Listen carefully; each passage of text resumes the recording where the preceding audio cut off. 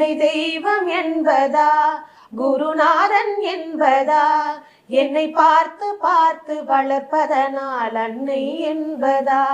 உன்னை கடவுள் என்பதா கருணை வடிவம் என்பதா உன்னை கடவுள் என்பதா கருணை வடிவம் என்பதா ஐயா ஞானதானம் தந்த உன்னை தந்தை என்பதா உன்னை தெய்வம் என்பதா குருநாதன் என்பதா என்னை பார்த்து பார்த்து வளர்ப்பதனால் அன்னை என்பதா